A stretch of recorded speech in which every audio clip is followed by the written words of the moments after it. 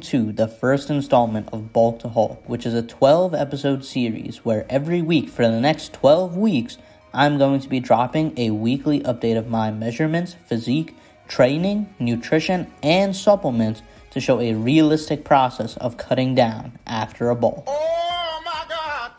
I bulked up 25 pounds since May 3rd, 2022, and now it's time to cut. I'm documenting this journey to give a realistic expectation of cutting down and getting shredded for the summer using weightlifting, cardio, and creating a caloric deficit with no BS. Now, the majority of these types of videos are taken when the results are already made, so who knows if the person could be lying about the time frame that they use or taking extra supplements, or most likely they're selling some type of weight loss gimmick. This type of misinformation is very detrimental to new and experienced lifters who are trying to achieve similar results in that time frame and are left disappointed and confused as to why they haven't achieved the same results. With that in mind, for this journey, there's a couple of things you're going to want to keep in mind when you set your goals and expectations based off of this series. I have a solid base of muscle already as I've been lifting consistently since 2020 with minor setbacks. Here are some examples of the amount of muscle I've already packed on before I started the bulk. As we can see here, I have a pretty solid upper body, especially in the arms, chest, and back.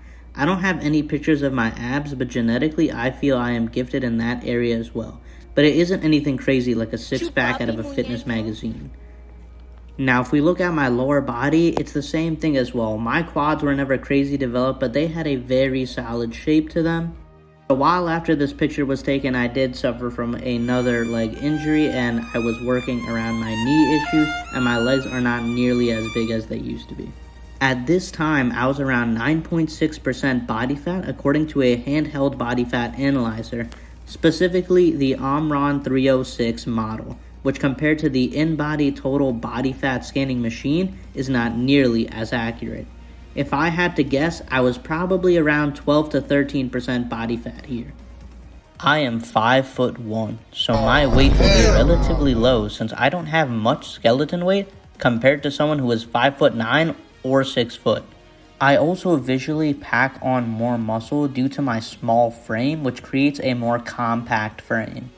I also have a slight athletic background of wrestling in high school, and I am currently doing martial arts and Brazilian Jiu-Jitsu.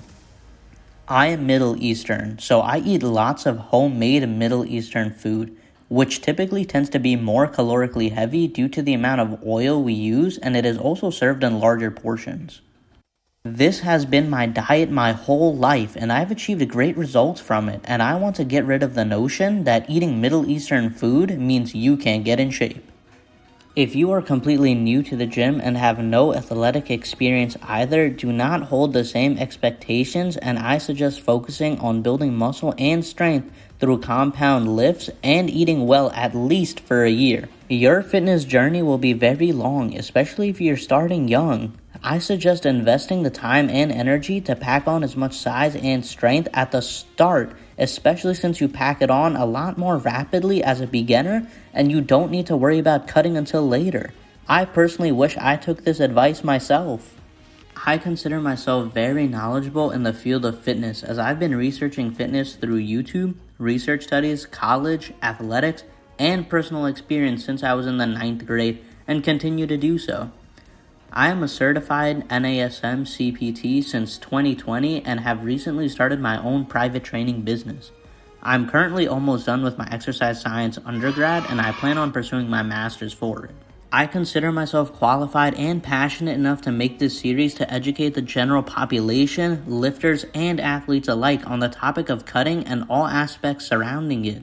Now, before we get into all of it, please drop a like, follow, and comment any questions down below. I'll be happy to answer. Now, for the assessment, we are going to assess the entire process with multiple tests. Specifically, before and after pictures week by week, weight on the scale weekly, and body fat percentage before and after the full 12 weeks. You may ask yourself, why are we using so many different tests? And it's simply to see how fair each test results show the result of a cut. My hypothesis is that weight on a scale is not the best indicator of how successful a cut is, and that pictures will be your best friend, even though we tend to have a skewed view of how we look.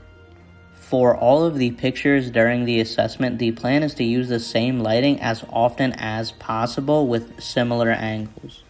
I will also be using the same scale and 2 body fat percentage machines, using a $6,000 in-body machine. This machine is a lot more accurate than other methods since the electrodes are placed on the heels and the hands. I took this test on April 6th and got a whopping 26.4%. My weight came out to be 142.7 pounds. On April 25th, I used a handheld body fat percentage machine that gave me a score of 17.4%. The in-body machine is a lot more accurate than the handheld one since the handheld only uses electrodes to scan the upper body only. At the end of the 12 weeks, I plan on taking my body fat percentage on the handheld one and the in-body machine to see the total difference from start to finish. I will consider my post-bulk pictures before the cut began as week 0, and as we can see here, I put on a lot more body fat since September 2022. Now for the moment we've all been waiting for, here are the results of the first week of the cut. I am 1.8 pounds down, which is a bit more weight than you typically want to lose week by week. If your goal is to retain as much muscle during a cut, but the increased weight loss in the first 2 weeks is typically due to the loss of water weight and fat. Now we all need to remember that weight loss is best driven by a combination of cardio, weightlifting, and a slight decrease in your total caloric intake. On that note, this concludes the first part of the series, and next week I will be covering my training routine specifically for a cut, training mistakes and misconceptions while cutting, and the results of week 2, including a physique update. Thank you all for watching, and I hope to see you for part 2, but before you guys leave, please subscribe, hit the like, and drop a comment down below.